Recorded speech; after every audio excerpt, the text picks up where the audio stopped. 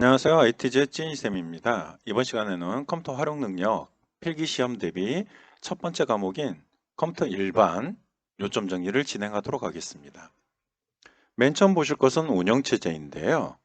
운영체제는 컴퓨터의 하드웨어와 소프트웨어적인 자원을 효율적으로 운영, 관리, 제어하는 역할을 수행하는 소프트웨어를 말합니다. 일반적으로 많이 사용하는 윈도우와 맥 서버용으로 많이 사용되는 유닉스, 리눅스 같은 시스템들이 있습니다. 기능에 따라서 운영체제는 제어 프로그램과 처리 프로그램으로 나누어지는데요.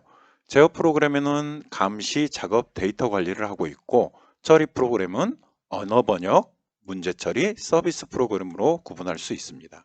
컴퓨터 운영체제의 주요 기능을 살펴보시면 자원의 효율적인 관리를 위한 자원의 스케줄링을 제공하고요. 시스템과 사용자 간의 편리한 인터페이스를 제공하고 있습니다. 데이터 및 자원의 공유 기능도 제공하고 있고요. 자원의 보호나 입출력 보조 기능도 제공을 하고 있습니다. 다음은 운영체제의 목적인데요. 운영체제의 목적에는 신뢰도 향상, 사용 가능도 향상, 처리 능력 향상, 응답 시간 단축을 들 수가 있고요. 이 네 가지는 운영체제의 성능을 평가하는 요소가 되기도 합니다. 신뢰도는 시스템에 주어진 문제를 정확하게 해결을 하고 있는가 하는 거에 대한 내용이고요. 사용 가능도 향상은 시스템을 사용할 필요가 있을 때 즉시 사용 가능한 정도, 처리 능력 향상은 일정한 시간 내에 시스템이 처리하는 일의 양을 나타내고요. 응답 시간, 시스템에 작업을 의뢰한 시간부터 처리까지 걸린 시간을 나타내는 부분이 응답 시간에 해당이 되겠습니다. 응답 시간은 낮을수록 좋고요. 나머지 신뢰도 향상, 사용 가능도 향상, 처리 능력 향상은 높을수록 좋은 운영체제라고 할 수가 있겠습니다. 한글 윈도우 10으로 넘어오면서 새로운 기능과 특징들이 생겼는데요. 윈도우들은 다 구이 방식입니다. 그래픽 유저 인터페이스를 나타내고 아이콘이나 메뉴를 클릭해서 사용을 할 수 있는 방식이 이 구이 방식에 해당이 되고요. 도스나 이 위에 있는 리눅스, 유닉스 같은 경우는 캐릭터 유저 인터페이스라고 해서 문자를 입력을 해서 운영하는 방식이 CUI 방식입니다. 선점형 멀티태스킹 기능은 작업에 우선순위를 부여해서 문제가 발생한 작업을 강제 종료를 할 수 있는 게 선점형 멀티태스킹입니다. PMP는 플러그 앤 플레이, 말 그대로 꽂으면 실행이 된다는 거예요. 하드웨어를 장착했을 때 하드웨어 설치 시에 필요한 시스템 환경을 자동적으로 구성을 해주는 거고요. 핫스왑은 전원이 켜져 있는 상태에서 시스템에 장치를 연결하거나 분리를 하는 것을 나타내요. NTFS를 지원하면서 대용량 하드디스크를 지원을 하고 보안이 강화가 되었습니다. 그리고 최대 255자의 긴 파일 이름을 지원하고 있고요. 최대 파일의 크기는 16TB고 파티션의 크기는 256TB까지 지원이 되고 있습니다. 에어로피크 기능은 바탕화면을 빠르게 볼 수 있게 해주고요. 에어로 스냅은 윈도우와 화살표 키를 이용해서 창의 크기를 절반만 쓴다거나 전체를 다 쓴다거나 한쪽으로 정렬을 한다거나 하실 때 스냅 기능을 이용하시는 거예요. 그 다음 에어로 쉐이크는 창 제목의 표시줄을 클릭한 채로 마우스를 흔들게 되면 현재 창을 제외한 나머지 창들이 감춰졌다가 다시 복원되는 기능이고요. 그 다음 64비트를 지원하고 있습니다. 32비트에서는 최대 메모리가 4기가였지만 64비트에서는 최대 메모리가 192기가까지 지원이 되고 있고요. 보통 32비트 프로세서는 X86이라고 표기를 하고요. 64비트 프로세서는 X64로 표기를 하고 있습니다. 여기서 주의하셔야 될 거, 64비트 사용 시에는 64비트용 CPU와 장치 드라이버가 필요하고요. 64비트 앱은 32비트 윈도우에서는 작동하지가 않습니다. 라이브러리는 흩어져 있는 자료를 한 곳에 모두 볼 수 있게 해주는 가상의 폴더고요.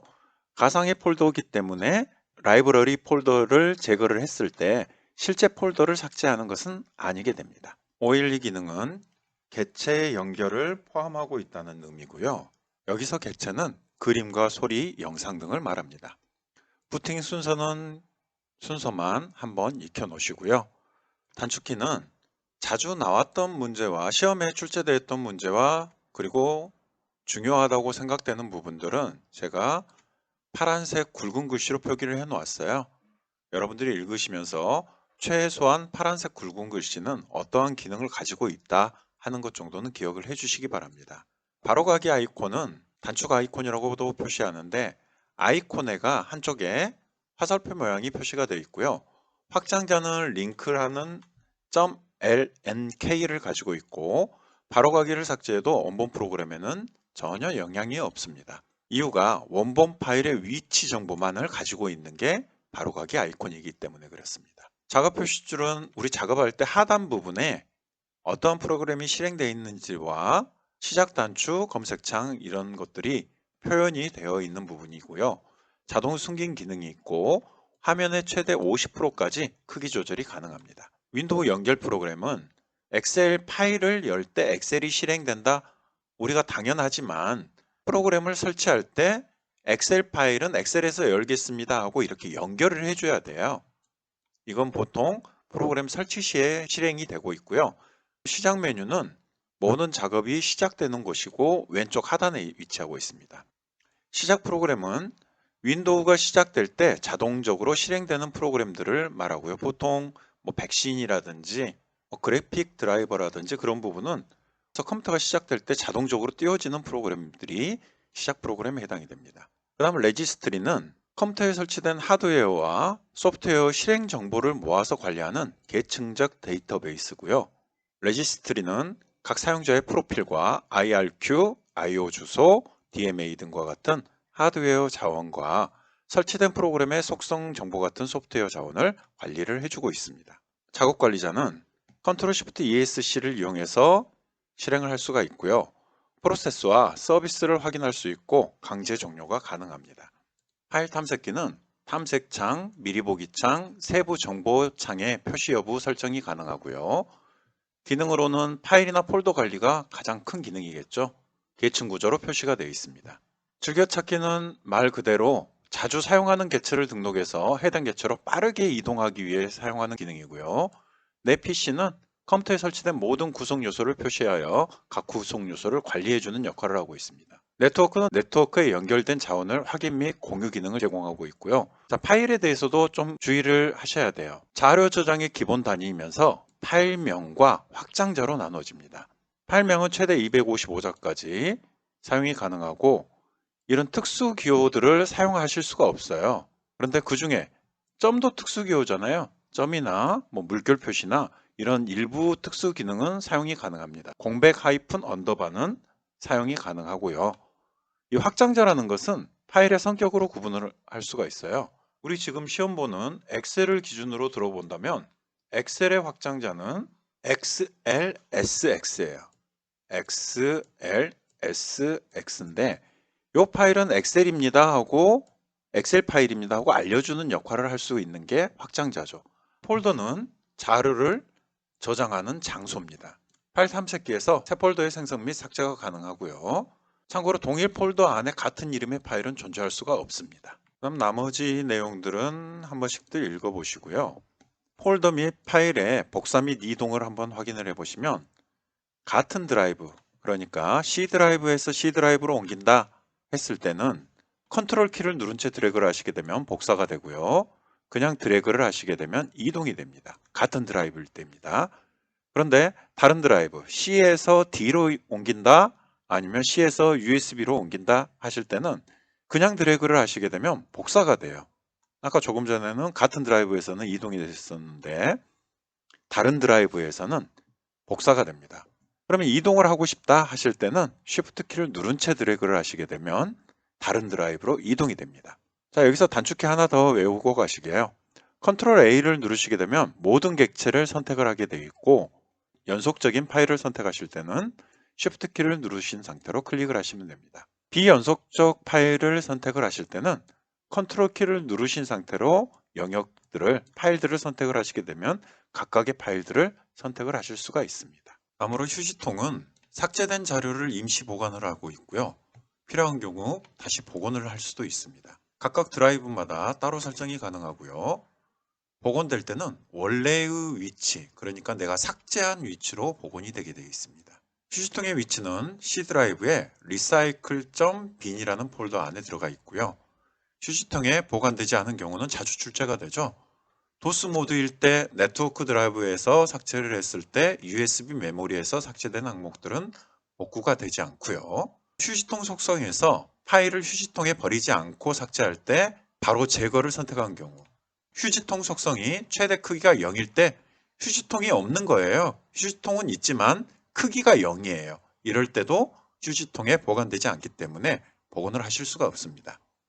그리고 폴더를 선택하고 Shift 키를 누르신 상태에서 델리트나 휴지통으로 이동 삭제를 한 경우에도 복원을 하실 수가 없습니다. 제어판은 관리자 계정과 표준 계정, 게스트 계정이 있는데요. 당연히 관리자 계정이 제어 권한이 많고요. 모든 파일에 접근이 가능합니다. 표준 계정은 일부 기능에 컴퓨터에 영향을 주지 않는 프로그램들은 설치가 가능하지만 영향이 있는 프로그램은 수정 제거가 불가능합니다. 게스트 계정은 다른 사용자가 내 컴퓨터를 임시로 사용할 수 있는 부분이고요. 제어 장치는 프로그램 개수기와 명령 해독기, 번지 해독기, 부호기, 명령 레지스터, 번지 레지스터, 데이터 레지스터로 구성이 되어 있습니다. 다음 주기억 장치는 롬과 램이 있는데요. 롬은 읽기만 허용이 되고요. 비휘발성입니다. 수정이 필요 없는 기본 입출력 프로그램, iOS나 글꼴 등 펌웨어 등을 저장을 하고 있고요. 램은 A에 꼬리가 달렸어요. 랜덤 액세스 메모리로 실행 중인 프로그램의 데이터를 저장하여 읽고 쓰기가 가능합니다. 하지만 전원이 공급되지 않으면 내용이 사라지는 휘발성 메모리다. 롬은 비휘발성, 램은 휘발성 꼭 기억을 해주시고요. 램에는 SRAM과 D램이 있습니다. 기타 기억 장치로 캐시 메모리는 컴퓨터의 처리 속도를 향상시키는 메모리고요. 버퍼는 장치와 장치 사이에 속도 차를 해결하기 위해 데이터를 임시로 저장해 두는 공간이고요. 연관 메모리는 저장된 내용의 일부를 이용해 기억 장치에 접근하여 데이터를 읽어오는 기억 장치입니다. 캠은 메모리에 기억된 정보를 찾는데 저장된 내용에 의해 접근을 하는 부분이 캠이고요.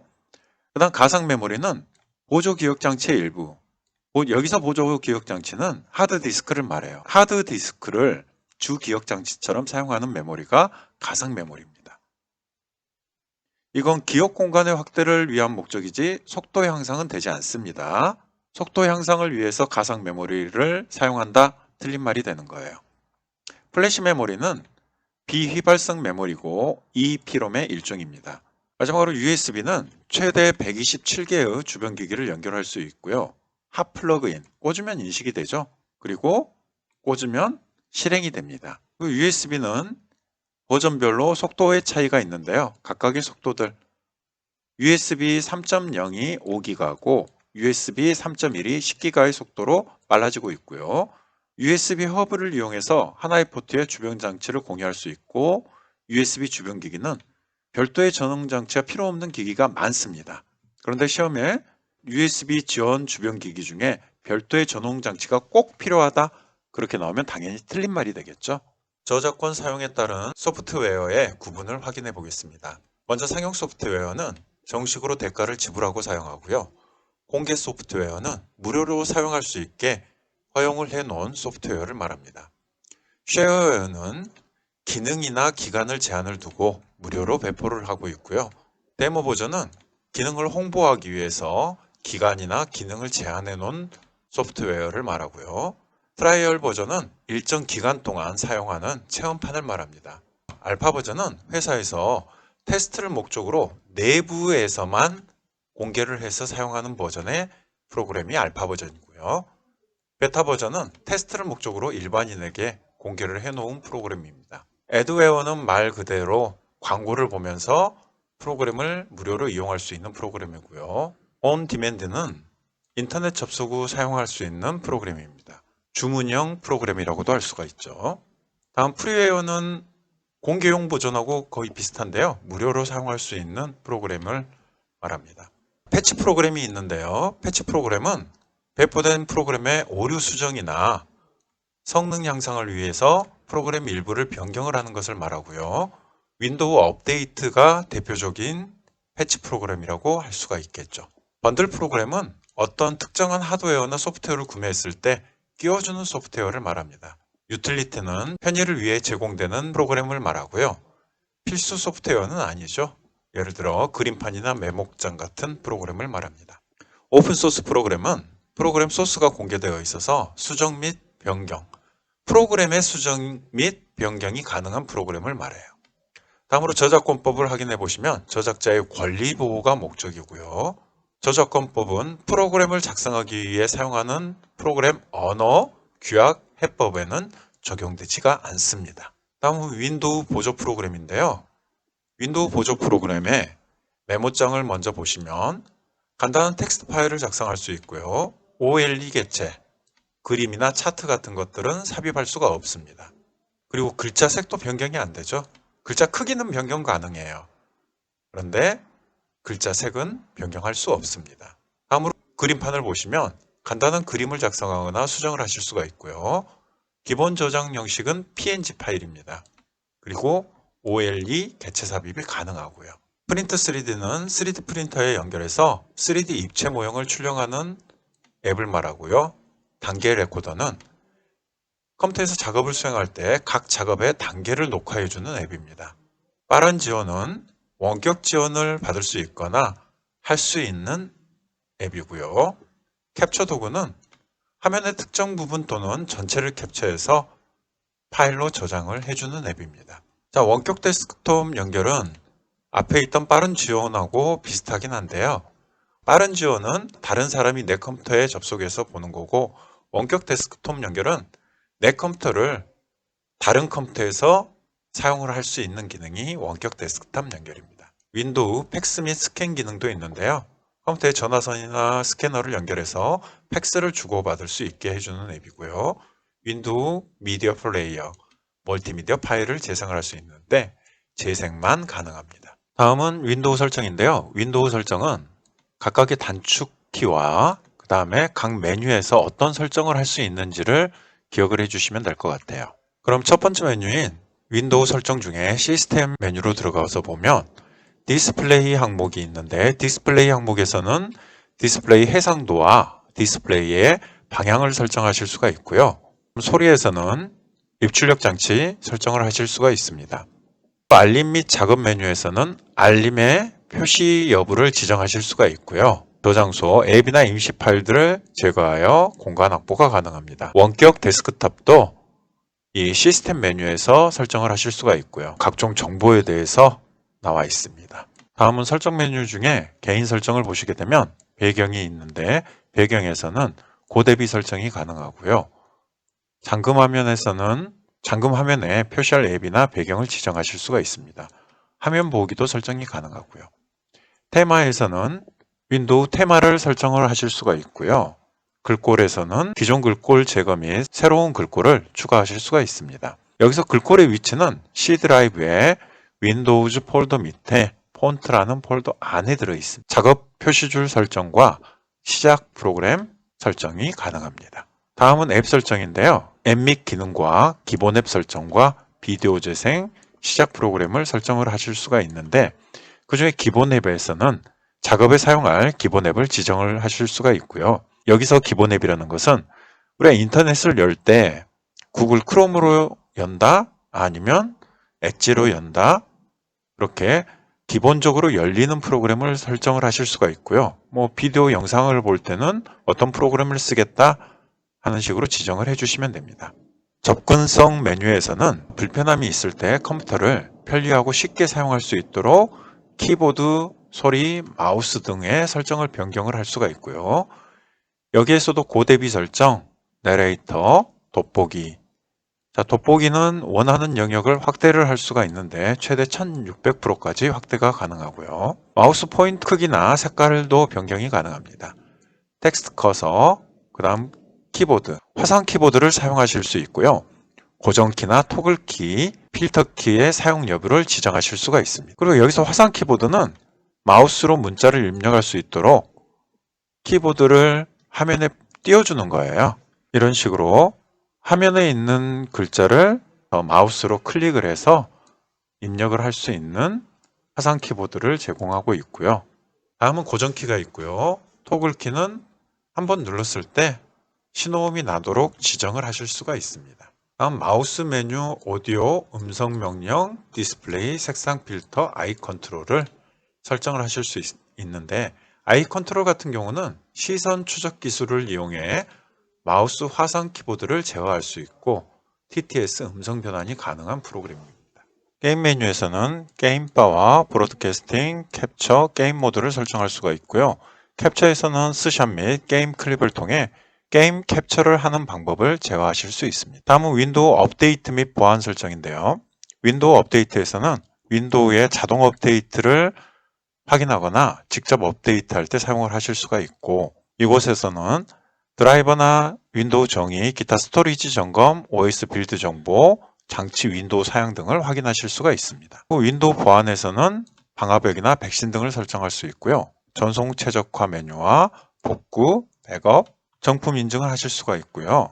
내장치 찾기에서는 장치 분실 시에 장치 위치를 추적하실 수 있는 옵션이 있습니다. 다음 윈도우 설정의 장치를 보시게 되면 블루투스 및 기타 디바이스를 설정할 수 있고요. 프린터 및 스캐너를 추가하실 수 있고 마우스 설정과 자동 실행 옵션을 설정하실 수가 있습니다. 윈도우 설정의 전화에서는 사용자 PC에서 바로 문자를 보내고 휴대폰에 있는 사진을 볼 수 있는 기능이 있습니다. 다음으로 윈도우 계정에서는 사용자 정보와 이메일 및 계정을 설정하실 수 있고 로그인 옵션을 설정하실 수가 있는데 로그인 방법에는 얼굴 지문, 핀 번호, 보안키, 비밀번호, 사진 암호 등으로 설정을 하실 수가 있고요. 사용자 계정 설정도 가능합니다. 그리고 검색에서는 사용 권한과 기록을 검색해 보실 수가 있고요. 자, 이곳에서는 유해 정보 차단을 엄격, 중간, 끔 단계로 설정을 하실 수 있습니다. 그다음 윈도우 검색에서는 인덱싱 상태나 내 파일 찾기 설정을 하실 수가 있고요. 네트워크 및 인터넷에서는 네트워크 상태나 현재 네트워크 상태를 확인을 하실 수가 있고 이더넷에서는 사용 가능한 네트워크를 표시를 해주고 있습니다. 그리고 데이터 사용량에서는 데이터 제한과 백그라운드 데이터, 앱별 데이터 사용량을 확인하실 수 있고요. VPN에서는 암호화된 연결을 만들어주는 기술을 말합니다. 자, 그리고 프록시 설정을 하실 수 있는데 클라이언트와 서버 사이에 중계기로서 대리로 통신을 수행하는 컴퓨터나 프로그램을 말합니다. 다음 시간 및 언어에서는 날짜 및 시간과 지역, 언어, 음성을 설정하실 수 있고요. 개인정보에서는 일반, 피드백 진단, 활동 기록, 앱 사용 권한을 설정하실 수가 있습니다. 추가로 프로그램 및 기능에서는 프로그램의 제거 및 변경을 하실 수 있고요. 다음 설치된 업데이트 보기에서 업데이트를 제거를 하실 수 있는데 설정 자체는 불가능합니다. 윈도우에 기본적으로 포함된 프로그램을 해제, 선택이 가능합니다. 백업 및 복원에서는 백업 파일을 생성 후 시스템에 문제 발생 시에 복원을 통해 정상 상태로 복원을 하실 수가 있고요. 복원 지점 자동 설정 및 수동 설정이 가능합니다. 백업 및 복원 시에 윈도우 업데이트 및 시스템 파일은 복원되는데 개인 파일은 복원되지 않습니다. 바탕화면의 개인 설정 바로가기 메뉴는 화면 보기에서 설정할 수가 있고요. 시작 메뉴에 표시되는 앱 목록, 최근에 추가된 앱, 가장 많이 사용하는 앱 등을 설정하실 수가 있습니다. 장치 관리자는 설치되어 있는 하드웨어의 종류 및 작동 여부를 확인하고 속성을 변경할 수가 있고요. 장치 관리자에서 아래 화살표 표시가 되어 있는 경우는 사용되지 않는 장치, 물음표 표시는 알 수 없는 장치, 느낌표 표시는 정상 동작이 되지 않는 장치입니다. 자, 전원 시스템으로는 무정전 전원 공급 장치로 UPS가 있고요.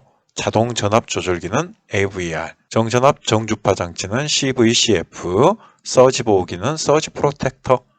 각각의 UPS는 일정 시간 전원 공급, AVR은 출력 전압 유지, CVCF는 전압과 주파수를 일정하게, 서지 프로텍터는 손상을 보호하는 거, 이렇게 기억을 해주시면 되겠습니다. 프린터는 설정, 장치, 프린터 및 스캐너에서 프린터 또는 스캐너 추가를 클릭하여 설치가 가능하고요. 기본 프린터는 인쇄를 수행하는 프린터를 말하고 반드시 한 대만 기본 프린터로 설정이 가능합니다. 물론 삭제나 변경도 가능하고요. 그리고 로컬 프린터와 네트워크 프린터로 지정이 가능합니다. 로컬 프린터는 내 컴퓨터에 직접 연결되어 있는 케이블을 통해서 연결되어 있는 프린터를 말하고요. 네트워크 프린터는 다른 컴퓨터에 연결되어 있는 프린터인데 네트워크를 통해서 프린터를 할 수 있는 프린터를 말합니다. 네트워크 프린터는 별도의 포트는 지정하지 않습니다. 그리고 프린트 기능 중에 하나에 스플이라는 기능이 있는데 저속의 출력 장치인 프린터를 고속의 중앙 처리 장치와 병행 처리할 때 컴퓨터 전체의 처리 효율을 높이기 위해서 사용하는 기능입니다. 인쇄 중이라도 다른 프로그램이 실행이 가능하고요. 그런데 여기서 주의하셔야 될 거, 스프를 사용해도 속도가 빨라지진 않습니다. 그리고 오히려 스프를 사용하면 사용하지 않았을 때보다 인쇄 속도는 느려져요. 이유가 스프이라는 곳에다 100페이지 정도의 문서를 인쇄를 하겠다. 스프를 사용하지 않으시면 1페이지부터 순서대로 인쇄를 할 거예요. 그런데 스프를 사용하게 되면 100페이지까지 이 스프의 메모리에 로딩이 들어온 뒤에 인쇄가 되기 때문에 인쇄 속도는 오히려 느려지게 되어 있습니다. 다음 문서 인쇄는 문서를 인쇄하는 동안 작업 표시줄에 프린트 아이콘이 표시되며 인쇄가 끝나면 없어지고요. 인쇄 대기 중인 문서는 편집이 불가하고 이름, 상태, 페이지 수, 크기 확인은 가능합니다. 그리고 인쇄 작업에 들어간 파일도 잠시 중지했다가 다시 인쇄하거나 종료를 할 수도 있습니다. 프린터 공유 방법으로는 시작, 설정, 장치, 프린터 및 스캐너에서 공유할 프린터를 선택하시고 관리를 클릭해서 디바이스 관리에서 프린터 속성을 클릭합니다. 프린터 속성 대화 상자의 공유 탭에서 이 프린터 공유를 선택을 하시고 공유할 프린터 이름을 지정한 확인을 하면 네트워크에서 프린터를 공유해서 사용을 하실 수 있습니다. 프린터 관련 단위를 알아보시면 CPS는 초당 글자 수, LPM은 분당 줄수, ppm은 분당 페이지 수, IPM은 1분에 출력되는 이미지의 수를 말합니다. 그리고 중요한 거 DPI, 도트 퍼 인치는 1인치에 출력되는 점의 수를 나타내고요. 출력물의 인쇄 품질의 해상도를 나타내는 단위를 말합니다. MMS, 3D 프린터에서 많이 쓰는 단위로 1초에 이동하는 노즐의 거리를 말하고요. 3D 프린터의 속도 단위입니다. 3D 프린터는 입력한 도면을 바탕으로 3차원의 물품을 만들어내는 프린터고요. 인쇄 방식은 레이어로 쌓아서 입체 형상을 만드는 적층형과 큰 덩어리를 조각하듯 깎아서 만드는 절삭형이 있습니다. 단위, 출력 단위 다시 한번 기억을 해주시고요. 윈도우 관리 도구는 드라이브 조각 모음 최적화와 디스크 정리, 디스크 검사가 있는데 이 세 개를 구분을 하실 수 있어야 돼요. 드라이브 조각 모음 및 최적화는 드라이브의 접근 속도 및 안정성을 향상시키기 위해서 드라이브를 최적화하는 기능이고요. 주의하셔야 될 거, 드라이브의 용량 증가와는 관계가 없습니다. 최적화를 했다고 해서 용량이 늘어나지는 않아요. 디스크 정리는 디스크 여유 공간을 확보하기 위해서 필요 없는 파일을 삭제하는 기능이기 때문에 필요 없는 것을 삭제를 했기 때문에 공간이 늘어나겠죠. 그런데 용량은 증가되는데 속도와는 관련이 없습니다. 디스크 검사는 불량 섹터 검사라든지 하드디스크 파일 손상을 확인하는 거고요. 공간을 확보해 주는 거예요. 이것도 속도와는 관계가 없습니다. TCP/IP 구성 요소에 대해서 알아보면 인터넷을 접속하기 위해 반드시 지정해야 하는 구성 요소는 IPv4 방식에서는 IPv4 주소와 서브넷 마스크, 기본 게이트웨이, DNS 서버 주소가 필요하고요. IPv6에서는 IPv6 주소와 서브넷 접두사 길이, 기본 게이트웨이, DNS 서버 주소가 필요합니다. IPv4는 8비트 4자리 총 32비트로 이루어져 있고요. 점으로 구분이 되어 있습니다. 그리고 A 클래스에서부터 E 클래스까지가 나눠져 있는데 A 클래스는 대형, E 클래스는 실험용인 소규모로 보시면 될 것 같습니다. IPv6는 각 자리를 콜론으로 구분을 해놨어요. 그리고 16진수로 이루어져 있고요. 16비트 8개를 사용해서 128비트의 주소 체계를 가지고 있고 유니캐스트, 애니캐스트, 멀티캐스트로 이루어져 있습니다. IPv6는 4 방식보다 나중에 나왔기 때문에 확장성, 융통성, 연동성이 높고 4 방식에 대비 전송 속도가 빠릅니다. 그리고 인증성과 기밀성, 데이터 무결성으로 보안 문제가 해결 가능하고요. 실시간 흐름 제어로 향상된 멀티미디어 서비스를 제공하고 있습니다. 주소 체계는 유니캐스트, 애니캐스트, 멀티캐스트 등 3가지를 가지고 있고요. 그리고 루프백 주소는 127.0.0.1을 나타내고 네트워크 동작 기능을 시험하기 위해서 가상으로 할당한 인터넷 주소를 말합니다. 윈도우에서 사용할 수 있는 네트워크 명령은 윈도우 키와 R키를 이용해서 CMD 창에 들어가서 실행창에서 작업을 하실 수 있고요. 핑 명령은 컴퓨터의 연결 상태를 점검하는 명령이고 접속 주소와 전송 신호 손실률 및 응답 시간을 표시해 줍니다. ipconfig는 현재 컴퓨터의 물리적인 주소, 그러니까 기계의 주소라고 보시면 돼요. 물리적 주소인 MAC과 IP 주소, 서브넷 마스크, 게이트웨이 등을 표시해 주고요. 넷뷰는 특정 컴퓨터에 공유되어 있는 데이터와 프린터를 표시해 줍니다. 트리셋은 상대방의 컴퓨터까지 연결되는 경로를 IP로 표시해주는 명령어고요. NSLOOKUP은 URL 주소로 IP 주소를 확인할 수 있게 해주고 DNS 서버의 동작 여부를 확인할 수가 있습니다. CMD 창 실행은 위에 설명을 드렸지만 윈도우 키 더하기 R을 눌러주시면 되고 CMD를 입력하시게 되면 윈도우 명령창이 나오게 되어 있습니다. 프로토콜은 약속, 규약을 나타냅니다. 문서를 전송하기 위해 사용되는 프로토콜이고요. HTTP에서 보안이 강화된 버전이 HTTPS 버전입니다. DHCP는 IP 주소를 자동으로 할당해주는 역할을 하고요. 동적으로 IP 주소를 부여함으로써 네트워크 상황에 따른 문제를 해결해주는 프로토콜이 DHCP입니다.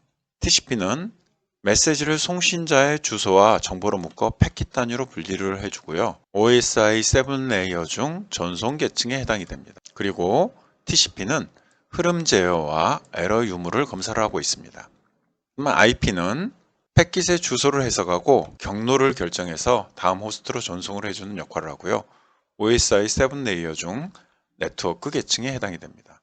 ICMP 프로토콜은 통신 중 발생하는 오류의 처리와 전송 경로 변경 등을 위한 제어 메시지를 관리해주는 프로토콜이고요. ARP, IP 주소를 이용하여 물리적 맥 주소를 찾아주는 프로토콜입니다. 반대로 리버스 ARP입니까?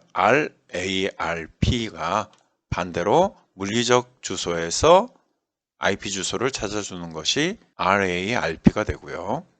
UDP는 IP를 사용하는 네트워크에 한 컴퓨터에서 다른 컴퓨터로 데이터를 전송하기 위한 프로토콜이 UDP에 해당이 되겠습니다.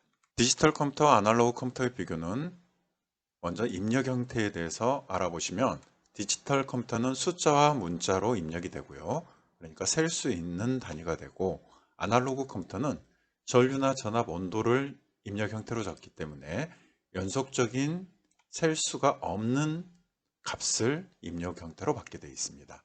적용성으로는 디지털 컴퓨터는 범용 개인용으로 사용이 되고요. 아날로그 컴퓨터는 특수 목적용으로 군사용이나 과학용으로 사용이 됩니다. 프로그램은 디지털 컴퓨터는 필요한 프로그램을 설치해서 사용을 하실 수 있고요. 아날로그 컴퓨터는 보통 미리 설치되어 있기 때문에 설치가 불필요합니다. 처리 능력에 따른 분류로 슈퍼컴퓨터와 메인프레임, 미니컴퓨터, 워크스테이션, 데스크톱 컴퓨터, 휴대용 컴퓨터들이 있는데요.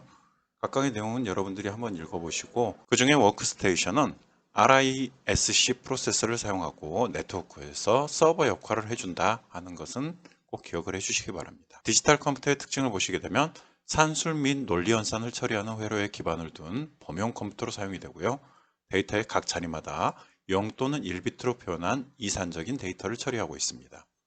데이터 처리를 위한 명령들로 구성된 프로그램에 의해 동작이 됩니다. 하이브리드 컴퓨터는 디지털 컴퓨터와 아날로그 컴퓨터의 장점을 혼합해서 만든 컴퓨터가 하이브리드 컴퓨터에 해당이 되겠습니다. 자료의 단위는 물리적 단위에는 비트, 바이트, 워드가 있고 논리적인 단위로는 필드, 레코드, 파일, 데이터베이스가 있습니다. 비트는 자료 표현의 최소 단위고요. 니블은 4개의 비트가 모여서 구성이 되어 있습니다. 바이트는 문자를 표현하는 최소 단위입니다. 워드는 CPU가 한 번에 처리할 수 있는 명령 단위를 나타내고요. 필드는 파일 구성의 최소 단위를 말합니다. 레코드는 자료 처리 단위로 하나 이상의 관련된 필드가 모여서 구성이 되어 있는 게 레코드고요. 이런 레코드들이 모여서 구성되는 단위가 파일에 해당이 되겠습니다. 그리고 이런 여러 개의 파일의 집합이 데이터베이스에 해당이 됩니다.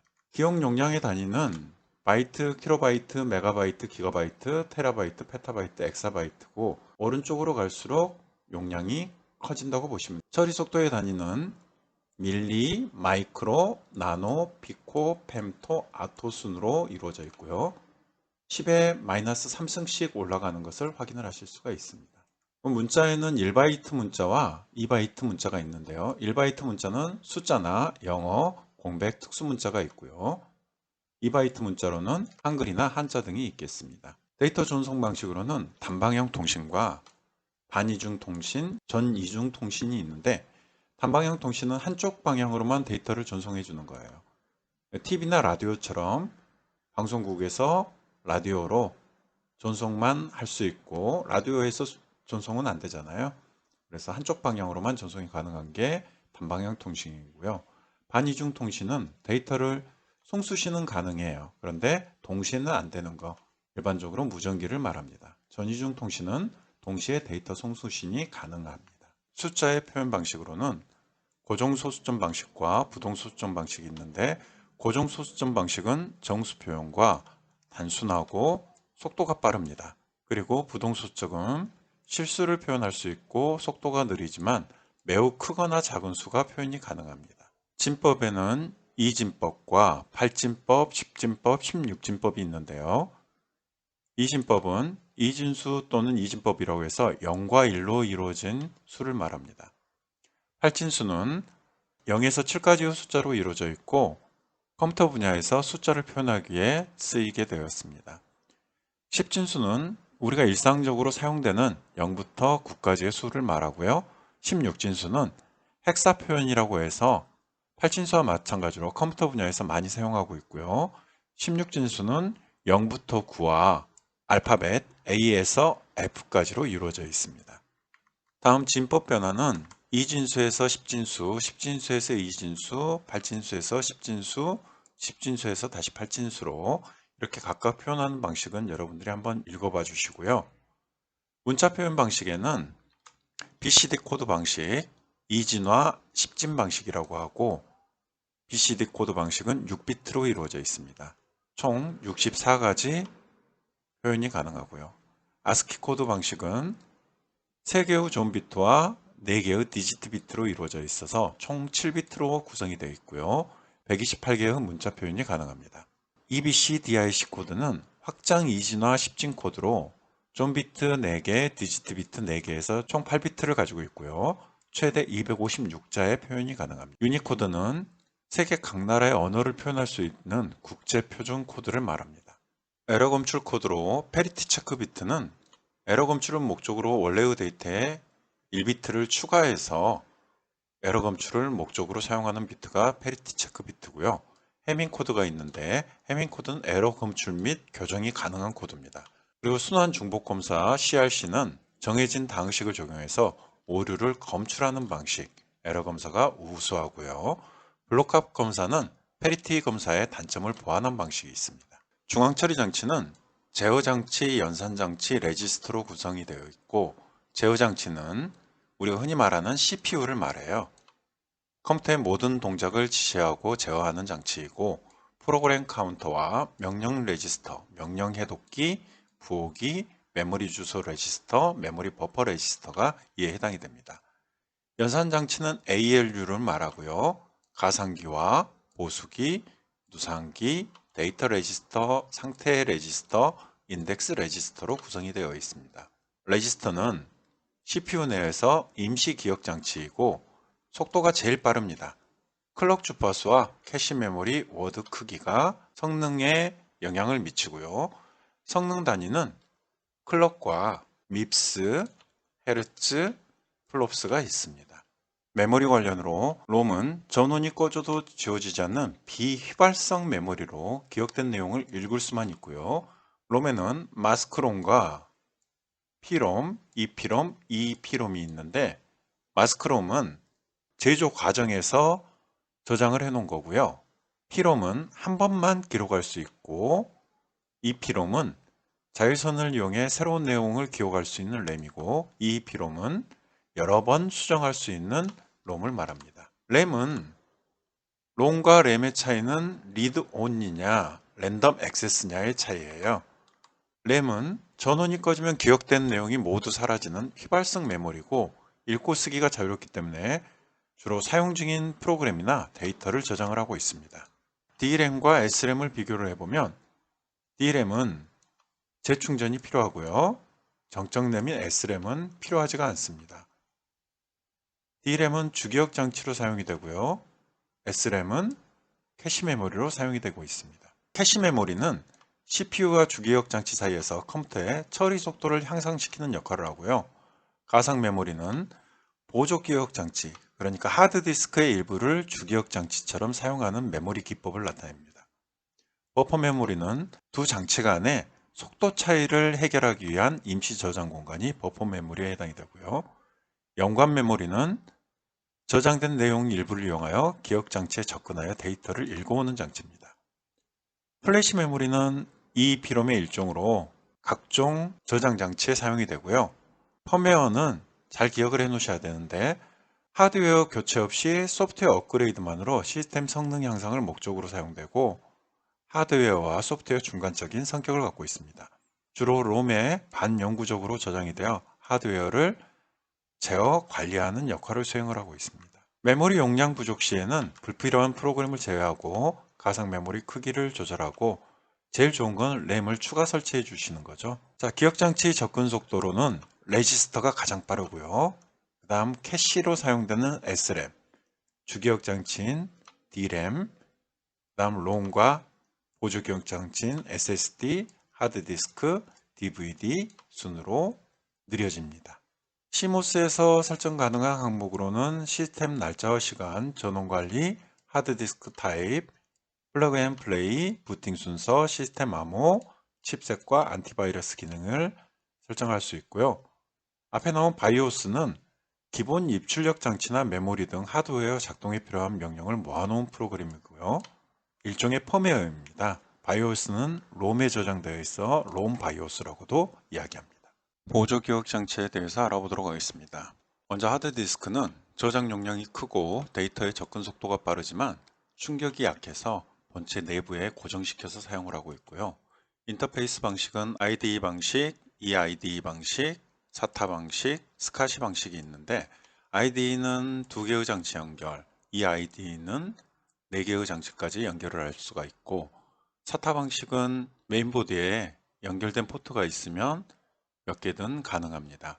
데이터의 전송 속도가 빠르고요. 핫 플러그인을 지원을 하고 있습니다. 스카시는 7개의 장치가 연결되어 있고 마지막 장치는 반드시 터미네이션이 되어 있어야 합니다. SSD는 메모리에 데이터를 기록하므로 배드 섹터가 발생하지 않고요. 발열, 소음, 전력 소모가 적고 소형화, 경량화가 가능해서 SSD를 많이 사용하고 있지만 SSD는 하드보다는 저장 용량당 가격이 비쌉니다. CD롬은 두께 1.2mm, 지름 12cm 크기에 650MB의 정보를 저장할 수 있고요. DVD는 4.7GB에서 17GB의 데이터를 저장할 수가 있습니다. 블루레이는 고성능 비디오를 위해 디지털을 저장할 수 있도록 만든 광기록 방식의 저장 매체로서 단층은 25GB, 복층은 50GB까지 저장을 할 수가 있습니다. 컴퓨터 장치 교체 시 고려해야 할 사항으로는 하드디스크 용량은 클수록 좋고요. 모니터가 지원하는 해상도도 클수록 좋습니다. CPU 코어는 많을수록 좋고요. D램의 데이터 접근 속도는 작을수록 좋습니다. 하드디스크 사용하는 방식에 레이드 방식이 있는데요. 레이드 방식은 보통 서버에서 많이 사용을 하고요. 여러 개의 하드디스크를 하나의 디스크처럼 관리하는 기술을 말하고 있습니다. 레이드 방식에는 미러링 방식과 스트라이핑 방식이 있습니다. 그 다음 파티션 분할이 있는데요. 파티션은 물리적 하드디스크를 여러 개의 논리적인 영역으로 나누는 작업입니다. NTFS는 윈도우 전용 파일 시스템으로 다른 시스템에서는 사용할 수 없고요. FAT 방식, FAT32 방식, NTFS로 현재는 NTFS 방식을 많이 쓰고 있습니다. 최대 볼륨의 크기는 256TB까지 나오네요.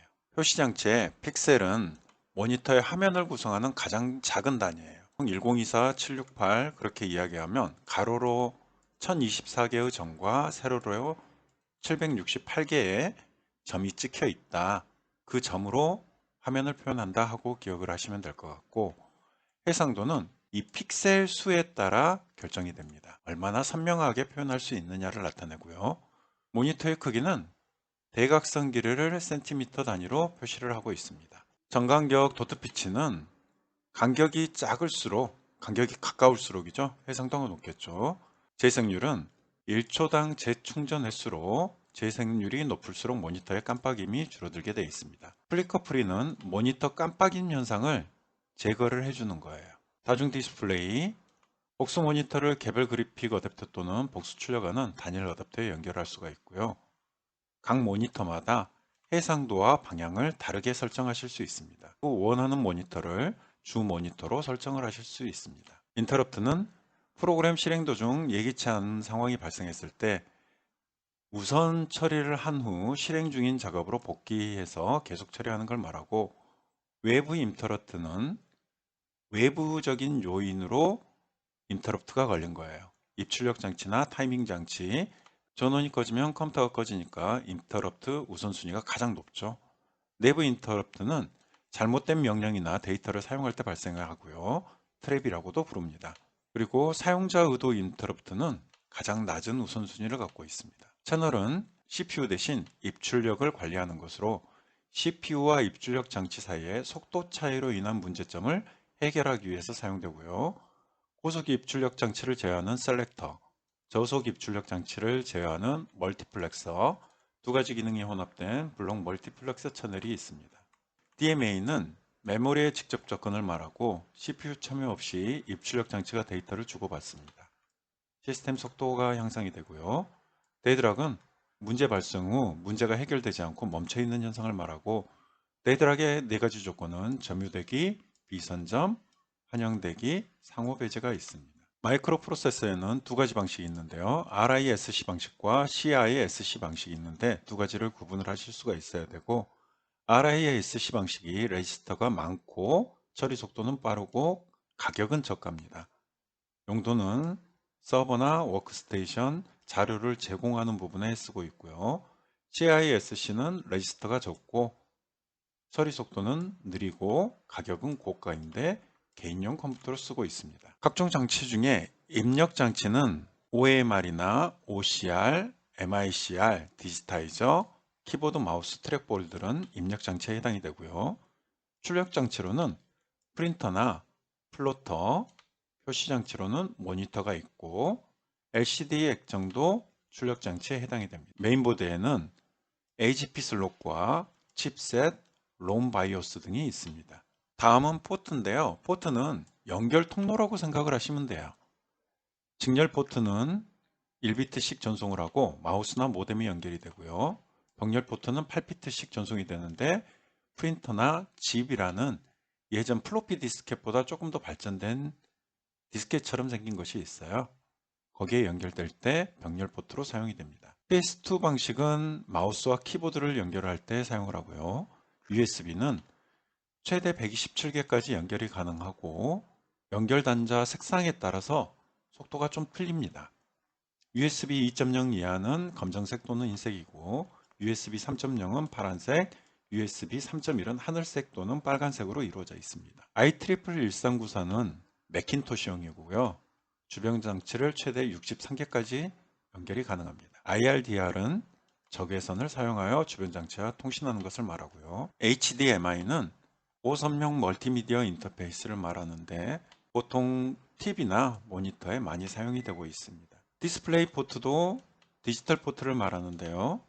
TV나 모니터 등의 디스플레이 장치에 화면을 전송하고 있고 HDMI와 같이 영상과 음성을 하나의 케이블로 전송하고 있습니다. 블루투스는 많이 쓰시고들 계실 건데 근거리 무선 통신을 가능하게 해주는 통신 방식이고요. 와이파이는 IEEE 802.11 기술 규격의 브랜드명으로 와이어리스 피달리티의 약어를 나타내고 있습니다. 운영체제 운영 방식을 보시게 되면 발전 단계는 일괄에서 실시간 다중 프로그램이 시분할 다중 분산 처리 방식으로 발전이 됐고요. 일괄 처리 방식은 일정 기간 모았다가 한꺼번에 처리하는 방식, 실시간 처리는 발생되는 즉시 처리되는 방식을 말하고, 다중 프로그래밍은 한 개의 CPU로 여러 개의 프로그램을 동시에 처리하는 방식입니다. 시분할 시스템은 한 대의 시스템을 여러 사용자가 동시에 사용하는 방식인데 짧은 시간 단위로 나누어서 각 사용자들이 순차적으로 사용을 할 수 있는 겁니다. 다중 처리는 하나의 컴퓨터에 여러 개의 CPU를 설치해서 프로그램을 처리하는 방식이고요. 분산 처리는 작업을 나누어서 처리하는 거. 동배관 시스템은 P2P 방식을 이용하는데 내 컴퓨터가 서버도 될 수 있고 클라이언트도 될 수 있는 시스템입니다. 듀얼 시스템은 두 개의 CPU가 동시에 동작을 하거나 아니면 하나가 고장 났을 때 다른 CPU가 업무를 처리를 해주는 걸 말하고요. 듀플렉스는 두 개의 CPU 중 한쪽이 고장 시 대기 중인 다른 CPU가 기능을 수행을 하는 것을 말합니다. 클러스터링은 두 대 이상의 컴퓨터를 함께 묶어서 단일 시스템처럼 사용하는 기술이고요. 인베디드 시스템은 하드웨어와 소프트웨어를 하나로 조합해서 특정 목적을 위해서 만든 작은 컴퓨터 시스템입니다. 클라이언트 서버 시스템은 정보 제공하는 서버와 정보를 제공받는 클라이언트로 구분이 되어 있습니다. 고급 언어의 특징을 한번 보시게 되면 자바는 객체 지향 언어이고요. 운영체제 및 하드웨어에 독립적이면서 분산 네트워크 환경에 적용하고 멀티스레드 기능이 있습니다. C 언어는 유닉스 운영체제 제작을 위해 개발이 되었고요. 저급 언어와 고급 언어의 특징을 같이 가지고 있습니다. 그리고 구조적 프로그래밍이 가능하고요. 하드웨어도 제어가 가능합니다. 알골은 수치 계산이나 논리 연산을 위해 과학기술 계산용으로 만들어진 파스칼과 시연의 모체가 알골 프로그램입니다. 베이직은 대화형 언어라고 기억을 하시면 되고 코볼은 사무처리형 언어라고 기억을 하시면 되겠습니다. 포트란은 과학기술 계산용 언어이고요. LISP는 인공지능 분야에서 사용되는 언어로 제기 호출을 많이 사용합니다. C++은 C언어에 객체 지향 개념을 적용한 언어입니다. 피어로 에로지는 인공지능 분야에서 논리적인 추론이나 리스트 처리에 사용을 하고 있고요. 객체 지향 프로그래밍은 객체를 중심으로 한 프로그래밍 기법이고요. 특징으로는 상속성과 캡슐화, 추상화, 다양성, 오버로딩 등이 있습니다. 다음 언어 번역 과정을 보시게 되면 원시 프로그램에서 목적 프로그램으로는 번역 과정을 거치고요. 목적 프로그램이 로드 모듈이 되기 위해서는 링커로 연결이 됩니다. 그리고 로더를 이용해서 실행을 하게끔 되어 있고요. 번역은 컴파일러, 어셈블러, 인터프리터 등의 언어 번역 프로그램을 사용을 하고 있고요. 링커는 여러 개의 목적 프로그램 시스템에 시스템 라이브러리를 결합해 하나의 실행 가능한 모듈로 만들어주는 것을 말합니다. 로더는 실행 가능한 로드 모듈에 기억 공간의 번지를 지정해서 메모리에 적재를 해주고요. 로더의 기능은 네 가지가 있는데 할당, 연결, 재배치, 적재의 기능이 있습니다. 자, 언어 번역 프로그램으로는 사용자가 작성한 원시 프로그램을 기계의 형태의 목적 프로그램으로 변환시키는 걸로 컴파일러, 어셈블러, 인터프리터 등이 있습니다. 컴파일러는 원시 프로그램을 기계어로 번역하는 프로그램이고요. 번역 속도는 느리고 실행 속도는 빠른데 전체 번역이 한꺼번에 됩니다. 어셈블러는 저급 언어인 어셈블리어로 원시 프로그램을 기계어로 번역을 해주는 프로그램이고요. 인터프리터 방식은 베이직이나 LISP 등 고급 언어로 작성된 원시 프로그램을 기계어로 변환하지 않고 한 줄 단위로 번역해서 바로 실행을 해주는 프로그램이고 대화식 처리가 가능합니다. 번역 속도는 빠르지만 실행 속도는 느리고요. 프리프로세서 전처리기는 원시 프로그램을 컴파일러가 처리하기 전에 먼저 처리를 하여 확장된 원시 프로그램을 생성한 것으로 선행 처리기라고도 합니다. 자, 컴파일러는 번역 단위가 한꺼번에 그리고 목적 프로그램은 생성이 되고 실행 속도는 빠르고 번역 속도는 느립니다. 관련 언어로는 포트란과 코볼, C, 알골이 있고요. 인터프리터 방식은 한 줄씩 번역해서 실행해주는 프로그램으로 목적 프로그램은 없고요. 실행 속도는 느린데 번역 속도는 빠릅니다. 베이직과 LISP, APR, SNO, 볼이 있습니다. 다음은 웹 프로그래밍 언어인데요. HTML은 하이퍼텍스트 마크업 랭귀지로 인터넷 문서를 만들기 위해서 사용하는 언어가 해당이 되고요. 최근에는 HTML5까지 나와서 플러그인, 그러니까 액티브엑스가 없이도 웹 서비스를 할 수 있는 언어로 HTML5를 사용을 하고 있습니다. DHTML은 다이나믹 HTML을 말하고요. HTML에 비해서 애니메이션이 강화됐고 동적인, 그러니까 실시간으로 변하는 웹페이지 생성이 가능합니다. XML은 기존 HTML의 단점을 보완해서 나온 거고요. SGML은 멀티미디어 전자문서를 손실 없이 효율적으로 전송할 수 있는데 구조가 좀 복잡합니다. WML은 XML에 기반을 둔 마크업 언어로 휴대폰 PDA 양방향 호출기와 같은 무선 단말기에서 컨텐츠를 제공하기 위한 언어고요. UML은 객체 지향 분석 설계에서 이용되는 모델링 언어를 말합니다. CGI는 웹 서버와 웹 프로그램 간의 데이터 교환을 가능하게 해주는 프로그램이고요.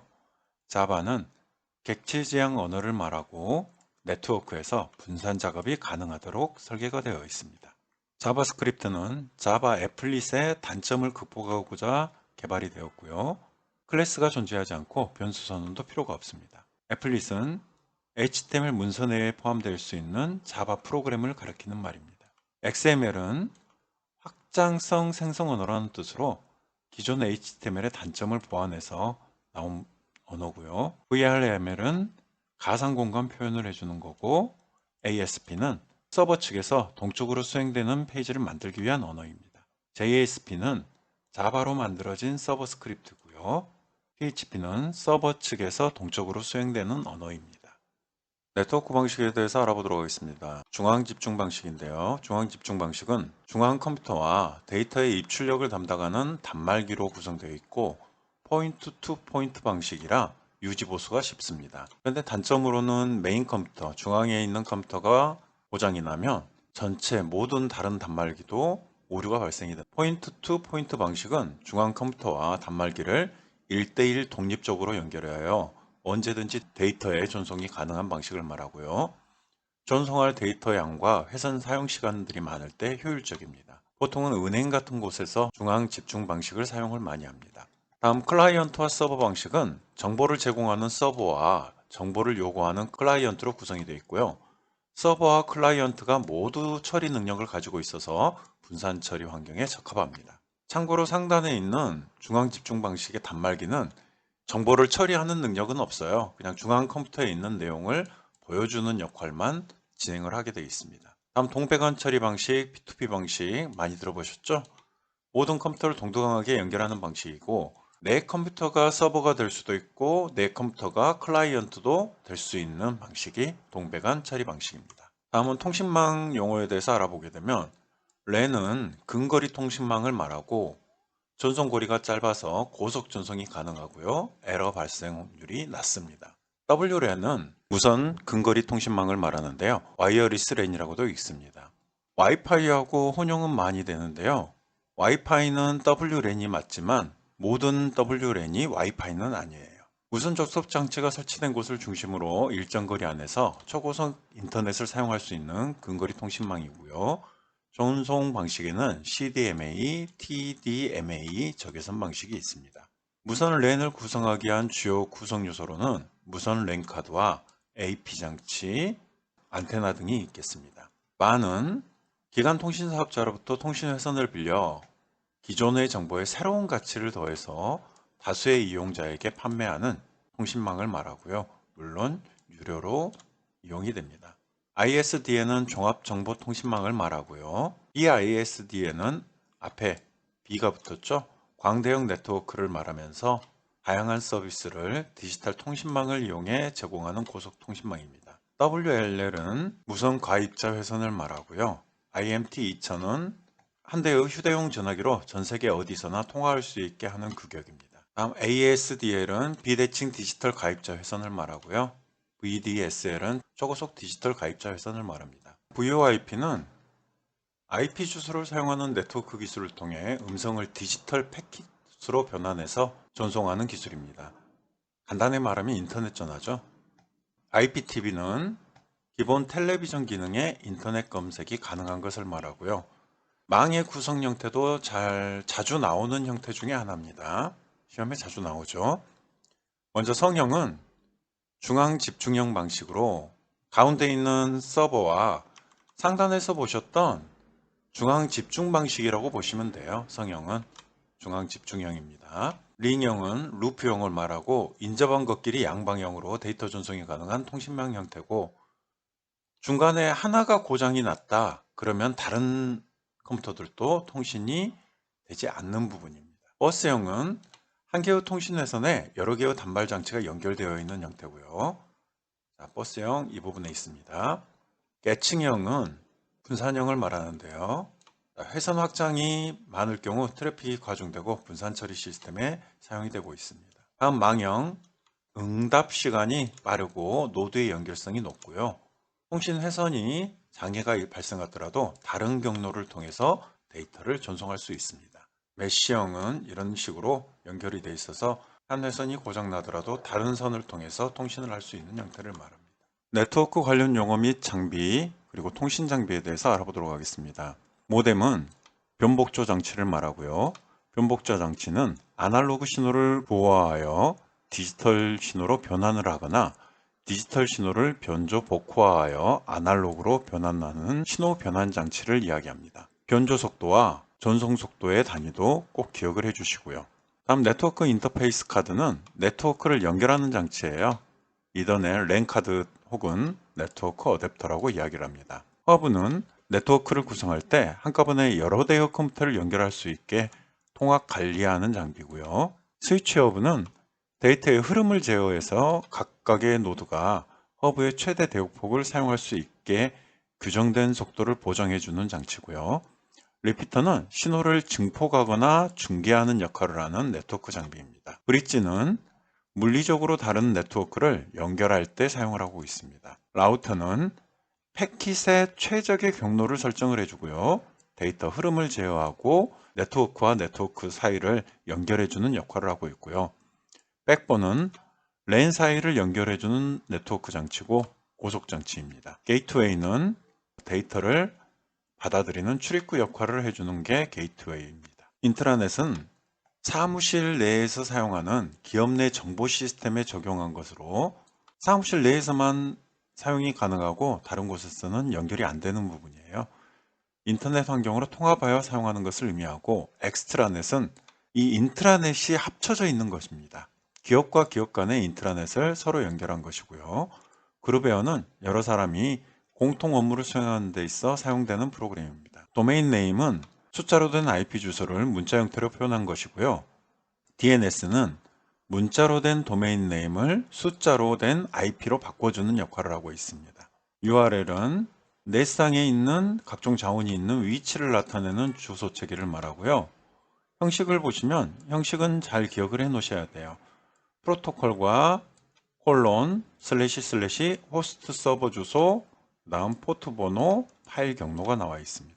프로토콜은 네트워크에서 서로 다른 컴퓨터들 간에 정보를 교환할 수 있게 해주는 통신 규약을 말합니다. 프로토콜의 기능으로는 단편화와 재합성, 캡슐화, 연결 제어, 흐름 제어, 오류 제어, 순서 결정, 주소 설정, 동기화, 다중화, 전송 서비스 등이 있고 이 프로토콜은 데이터 전송 중에 발생하는 오류를 검출하는 기능이 있습니다. 다음 전자우편으로는 이메일 주소죠. 사용자 아이디 @ 메일 서버 주소를 이용해서 이메일 주소를 만들고요. 전자우편에 사용되는 프로토콜은 SMTP는 전송하는 프로토콜을 말하고요. 팝3는 메일 서버에 도착한 이메일을 사용자의 컴퓨터로 가져오는 메일 수신을 담당하는 프로토콜입니다. MIME는 멀티미디어 파일의 내용을 확인하기 위해 사용하는 프로토콜이고요. IMAP은 로컬 서버에서 프로그램을 이용하여 전자우편을 액세스하기 위한 표준 프로토콜입니다. FTP는 파일 트랜스퍼 프로토콜로 파일을 전송하기 위한 프로토콜이고요. 포트 번호 21번을 사용하고 그림 파일, 동영상 파일, 압축된 파일 전송할 때는 바이너리 모드, 텍스트 파일을 전송할 때는 ASCII 모드를 사용하고 있습니다. 회원 가입이나 그런 것들이 안 돼 있다고 하더라도 FTP 서비스를 이용할 수 있고요. FTP 서버의 파일 전송 또는 수신, 삭제, 이름 바꾸기 등의 작업을 할 수가 있습니다. FTP 서버는 다른 컴퓨터에 있는 데이터라 바로 실행할 수는 없고요. 꼭 다운로드한 이후에 실행을 하실 수 있습니다. 다음 기타 인터넷 서비스를 보시면 유즈넷은 공통 관심사를 가진 게시판 서비스를 말하고요. www 월드와이드 웹이죠. 다양한 멀티미디어 형식의 정보를 연결해 놓은 종합 정보 서비스를 말하고 HTTP 프로토콜을 사용하고 있고 하이퍼텍스트가 기반입니다. 보통 검색 프로그램을 웹브라우저라고 이야기하죠. 텔넷은 멀리 떨어져 있는 컴퓨터에 접속해서 자신의 컴퓨터처럼 사용할 수 있도록 해주는 서비스를 말하고요. 아키는 FTP 서버에 리스토어 파일을 제공해서 정보를 쉽게 검색할 수 있도록 하는 서비스를 말합니다. 고퍼는 메뉴 방식을 이용해서 정보 검색하는 방식이고요. IRC는 채팅, WAIS도 정보 검색 서비스입니다. 메일링 리스트는 특정 주제에 대한 정보 교환 및 토론을 위해 전자우편 형태로 운영되는 서비스입니다. OSI 7레이어는 기종이 서로 다른 컴퓨터 간의 정보 교환을 원활하게 하기 위해서 국제 표준화 기구에서 제정한 것으로 네트워크를 이루고 있는 구성 요소들을 계층적 방법으로 나누고 각 계층의 표준을 정해 놓은 겁니다. 각각 앞글자를 따서 물대 내 전세표형이라고 외우셔도 되고 영문자로 해서는 아파서 트름을 했더니 엔돌핀이 돌더라. 저는 보통 이렇게 외웠어요. 7계층부터 살펴보시면 각각의 계층별로 어떤 프로토콜이 사용됐는지와 각각 계층에 대한 설명은 꼭 기억을 해주시기 바랍니다. 먼저 7계층은 사용자가 OSI 환경에 접근할 수 있도록 서비스를 제공하고 있고 사용되는 프로토콜은 HTTP, SMTP, FTP, 텔넷이 사용되고 있습니다. 표현 계층, 프레젠테이션 계층으로는 코드 변환, 데이터 암호화, 데이터 압축, 구문 검색, 정보 형식 변환 기능이 있고요. 사용되는 프로토콜로는 ASCII, MPEG, JPG, MIDI 등이 있습니다. 세션 계층은 송수신 간 관련성을 유지하고 대화 제어를 담당하고 있고요. 사용되는 프로토콜로는 NetBIOS, SAP, SDP, NW-Link가 있습니다. 전송 계층 트랜스포트 계층이고 종단 시스템, 엔드-투-엔드 간의 신뢰성이 있고 투명한 데이터 전송을 가능하게 하고요. 전송이 연결 설정이나 데이터 전송, 연결 해제 기능이 있습니다. 사용되는 프로토콜로는 TCP, UDP, SPX가 있고요. 보통 관련 장비로는 게이트웨이가 있습니다.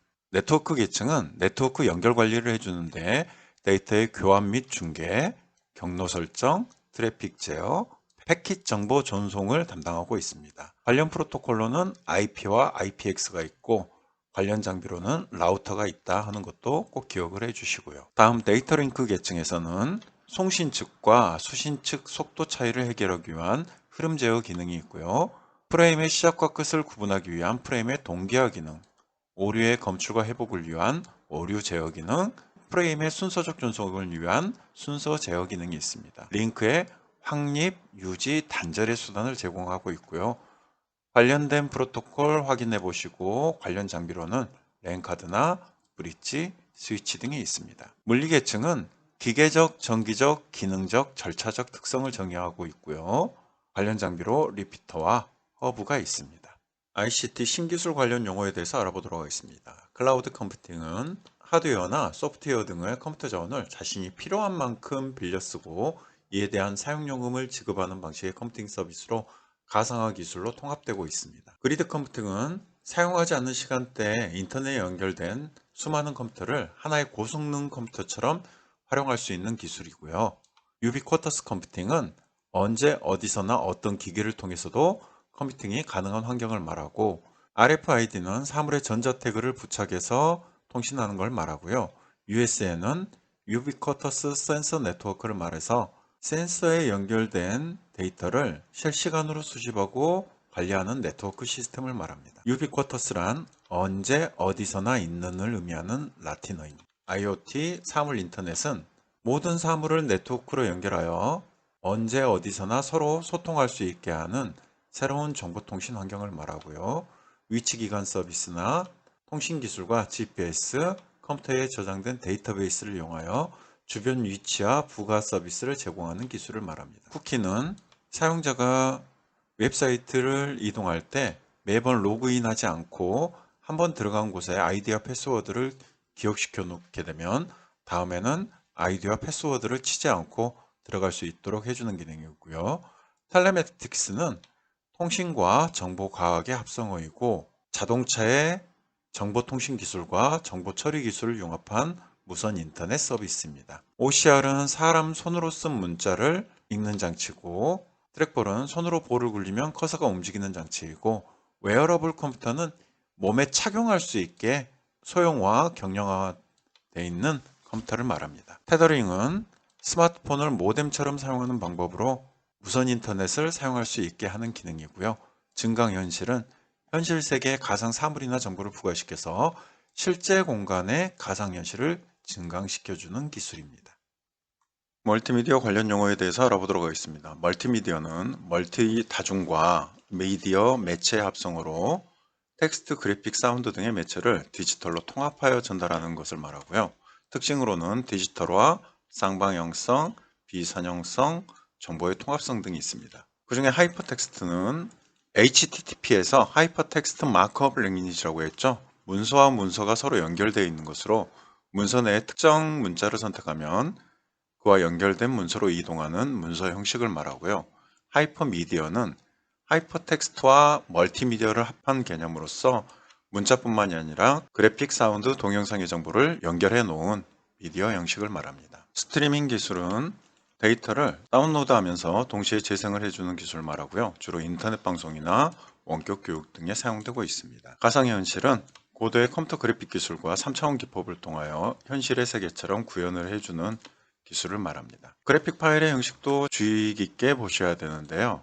그래픽 파일의 형식 중에 BMP는 표준 비트맵 방식으로 압축이 되지 않습니다. 그래서 용량이 가장 크죠.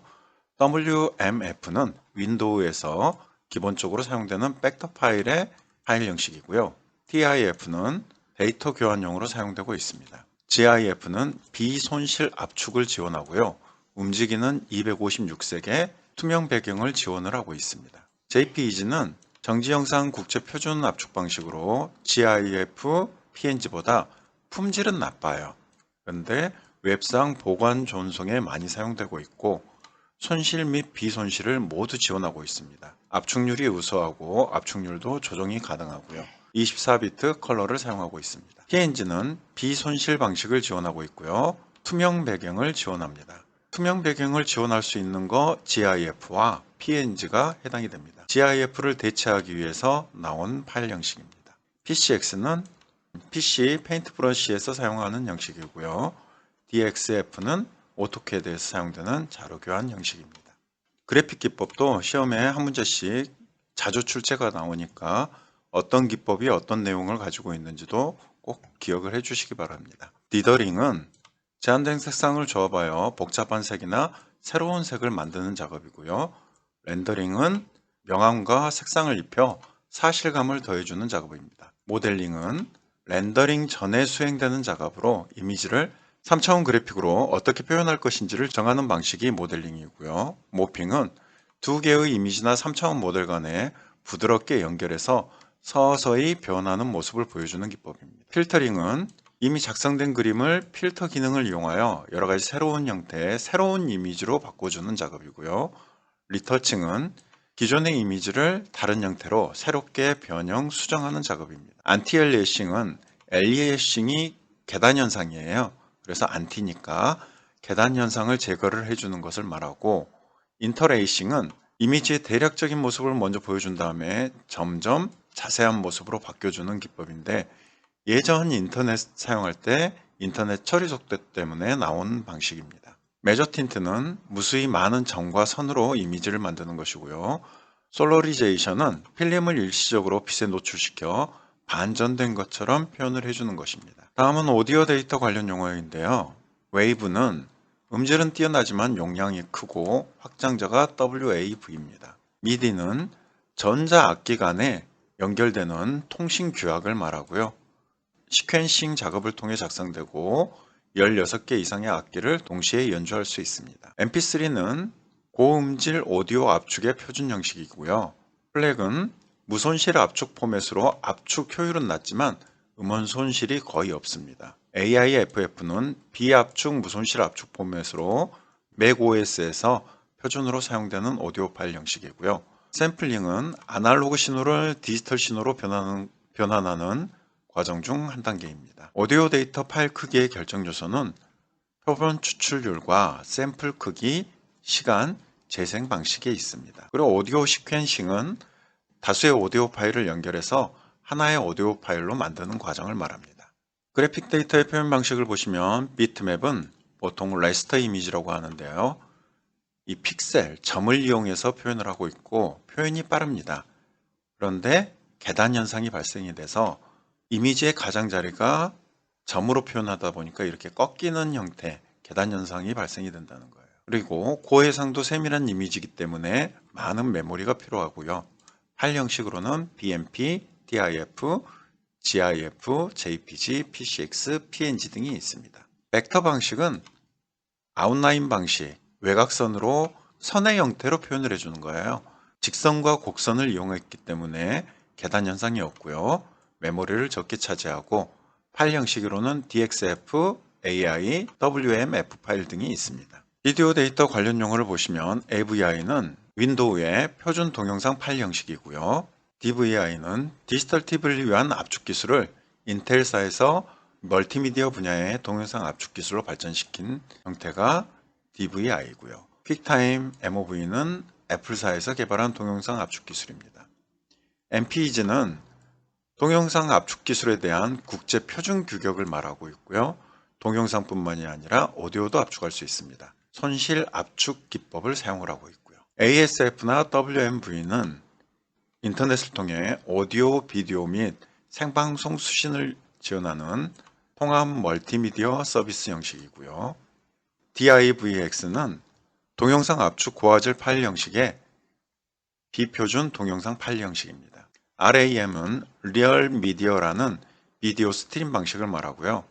MPEG 규격을 보시면 MPEG-1은 CD와 같은 고용량 매체에서 동영상을 재생하는 법, MPEG-4는 통신, PC, 방송 등을 결합하는 양방향 멀티미디어 서비스를 사용할 때 사용하시고요.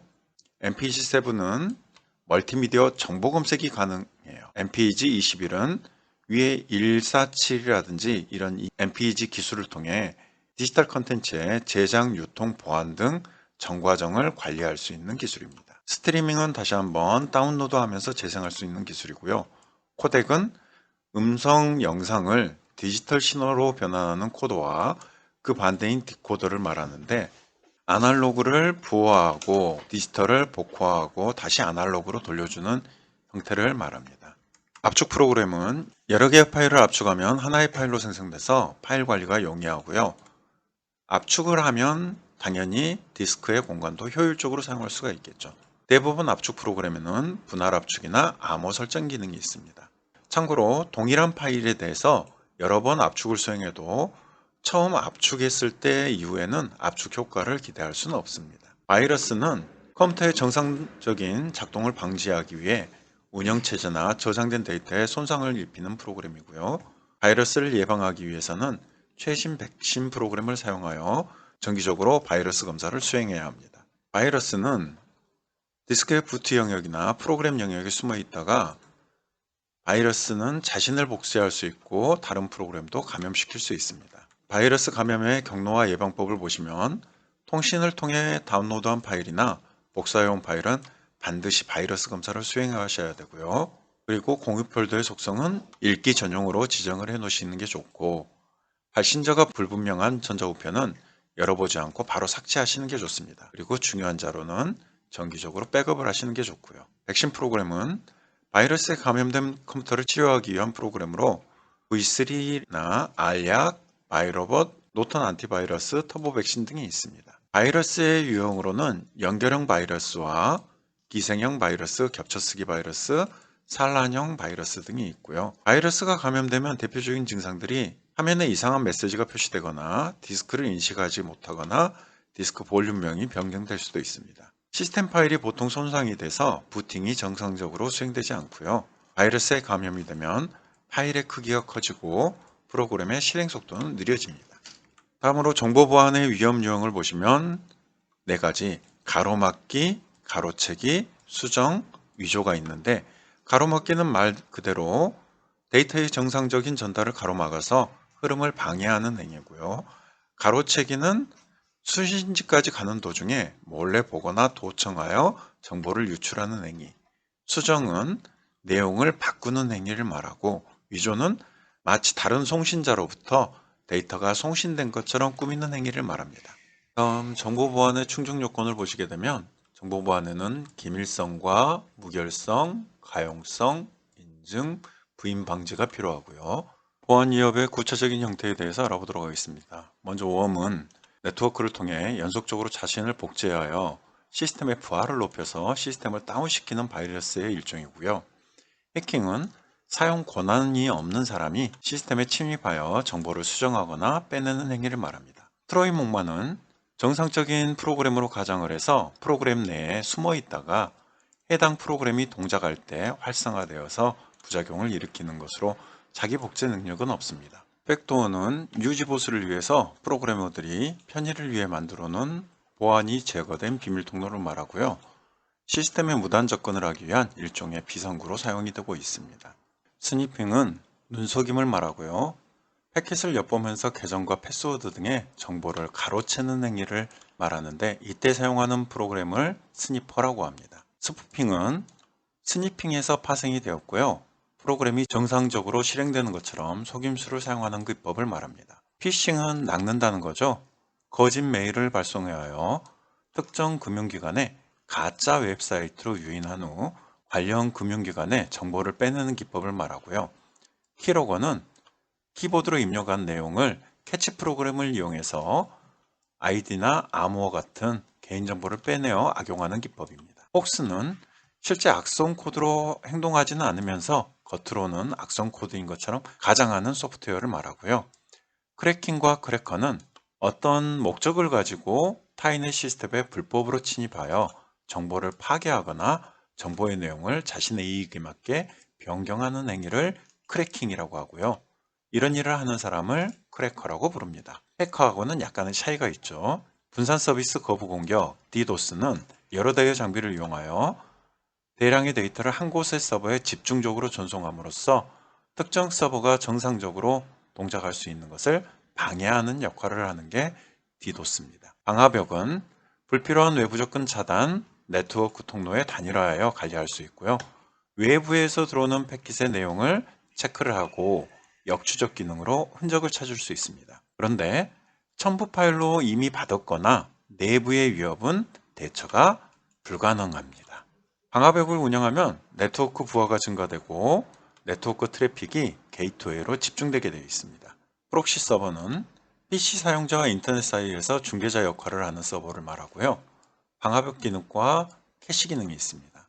다음은 암호화 기법으로 비밀키 암호화 기법은 대표적으로 DES라고 부르고 동일한 키로 데이터를 암호화하고 복호화를 할 수가 있습니다. 복호화 키를 아는 사람은 누구든지 암호문을 복호화할 수 있어서 복호화 키의 비밀성을 유지하는 것이 중요하고요. 대칭 암호화 기법 또는 단일키 암호화 기법이라고도 합니다. 장점과 단점도 파악을 하고 계셔야 되는데 비밀키 암호화 기법의 장점으로는 암호화와 복호화의 속도가 빠르고 알고리즘이 단순하고 파일의 크기가 작습니다. 단점은 사용자 증가에 따라 관리해야 할 키의 수가 상대적으로 많아진다는 단점이 있고요. 공개키 암호화 기법은 RSA라고 부르고 서로 다른 키로 데이터를 암호화와 복호화를 하고 있습니다. 데이터를 암호화할 때 사용되는 키는 공개를 하고 복호화할 때 키는 비밀로 하고 있는 기법이고요. 장점으로는 키의 분배가 용이하고 관리해야 할 키의 개수가 적습니다. 단점은 암호화 복호화 속도가 느리고 알고리즘이 복잡하고 파일의 크기가 큽니다. 워터마크는 디지털로 처리된 데이터의 위조나 변조를 방지하고 소유권을 효과적으로 보호하기 위해 오디오, 비디오, 이미지 등의 디지털 콘텐츠의 저작권의 정보를 사람의 육안으로 구별할 수 없는 특정 패턴을 삽입해서 불법 복제를 막는 기술입니다.